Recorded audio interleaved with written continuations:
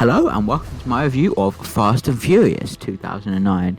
So this isn't a review of the first one, if anyone's going to get that confused. It's a review of the soft reboot that came out in 2009 that featured pretty much most of the main people from the original cast from the first one, because Tokyo Drift, it wasn't a flop, but it needed the change. The series needed Tokyo Drift. I actually think it's the hidden gem of this entire franchise, if you ask me, because I love the street racing ones, but this one, it does take place in the year it came out. It also is supposed to, timeline-wise, does what appeared to be said throughout several parts of the film is that obviously at this point, Too Fast and Furious has happened in the universe, in the world. Too Fast and Furious happened back in 2003, but Tokyo Drift hasn't happened in this universe yet because Han is still alive. So what we were believed to say is that after Brian let Dom go in the first one, all those years after that, Dom and his crew went around stealing things for a long time, stealing tanker trucks, doing all that stuff for a long, until this film takes place. All of that happens off screen, is what I gather from what's said in the film. I don't actually know, but this film's story is that it's been 5 years from the position that Dom says himself, or one of them says, I can't remember who it is, but it's been 5 years. Brian is a cop still, but he hasn't talked to them to in a while. At the beginning of the film, they steal a truck. Big spoiler alert, by the way, because there's a spoiler coming up in a second, but yeah, they steal a truck. Yeah, spoilers. If you do not want to be spoiled for this film, please just start watching this review right fucking now, boys.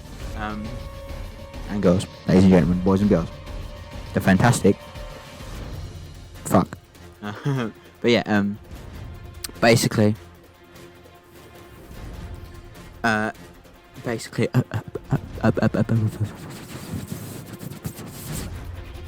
dies. Yeah, Letty dies in this one, and as if you normally all go to it and that. And again, my opinions of this one is, while I don't think any of the Fast and Furious films are actually bad movies, they're all enjoyable. This one, don't get me wrong, I really do enjoy this film. There's a lot of good sequences in it, and it obviously feels a lot more lower budget than the next one, Fast and Furious 5. And I don't actually know, I was just thinking to myself towards the end, this is the very end scene of the movie, because that scene also pops up in the next one. So I'm wondering if these films shot back to back, because this one came out in 2009, and then the next one came out in 2011 or 10, depending on who you fucking ask. So were these films shot back to back, or was that the entire end scene of this film, which is also leads into the beginning of the next film, was that entire scene where they drive off when they knock the bus over, was that all shot for this film? And when they were in the editing room, they knew it was going to play an important part in the next one, so they obviously cut it at a certain point, where obviously in this film at the end that scene gets cut, where it cuts to just being where the Dom's Charger drives with Dom behind the wheel, drives into the camera, and then we cut to the credits. But in the next one, we see that scene replayed again, but instead of it cutting to the end credits there, because we've just started the fucking movie, it then shows, that bit happening and stuff. But yeah, this one, to me, it was the gap that was needed to bridge, and I think it does itself.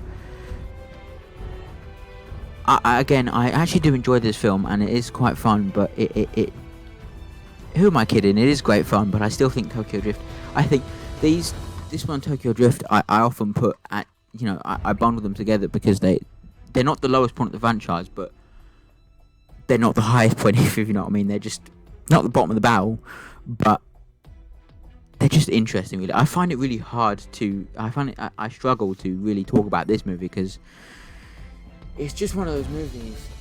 I mean, the other three I can talk about in depth for ages, but I mean, it's not bland and it's not boring, because there's a lot of fun. It's more of an action thriller. It's more of an action, but then also not action at 7 points. It's more of a story-driven action film, I suppose. I mean, there's good action in it, don't get me wrong, and again, characters are fleshed out and developed quite well here with a decently written script, and the chemistry between the main actors is just as much here as it was in the first one, honest to God. But if people come up to me and try and tell me that this one's better than the first one, I'm just gonna have to just tell you, no, I can't. see why anyone thinks this is better than the first one, or even the second one for that matter. Or even Tokyo Drift. I don't actually know. I always struggle to put this and Tokyo Drift on the list specifically, and also because I'm doing the list after this film franchise, it's gonna be quite hard to put all of these movies, on a list together and, actually find a way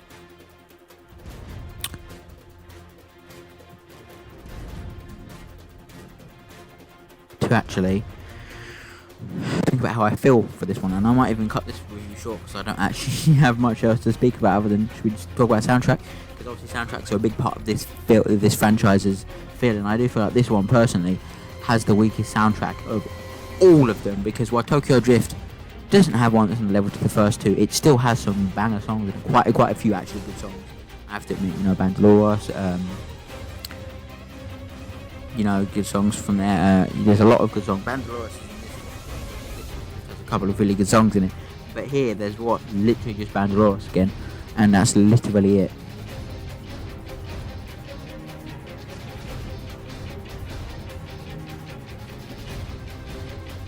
Oh, and Blanco as well, a song by Pitbull, which is good. But other than that, soundtrack-wise, it's the weakest. And score-wise, even, it's more Brian Tyler music, so it does fit this movie particularly. And Brian Tyler's music did fit Tokyo Drift quite well as well.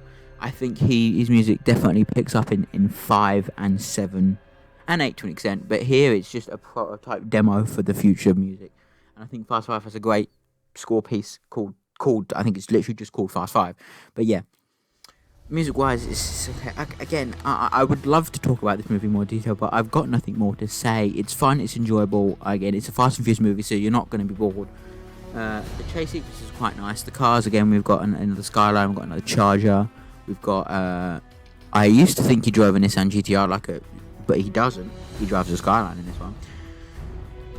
There's a Subaru WRX at the end of the film, STI model. Then there's the lovely Buick at the beginning as well, which I really quite like. Is it no? Not a Buick.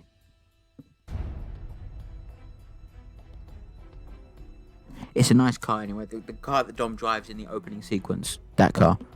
But yeah, this feels very 2009, and I have weird. Even though I never saw this one when it came out and stuff, I just have weird nostalgia for some of the scenery in this film. I don't know why. It's just weird. But yeah, that's Fast and Furious 2009. Stay tuned tomorrow for Fast 5. But yeah, again, I appreciate it's been a day or two since I've last uploaded, but I've been busy doing some thingy-bobs. But yeah, tomorrow we'll definitely have a Fast 5 review. But yeah, thank you guys for watching. Check those links in the description. Watch the next video. Do you and have a good day. Bye.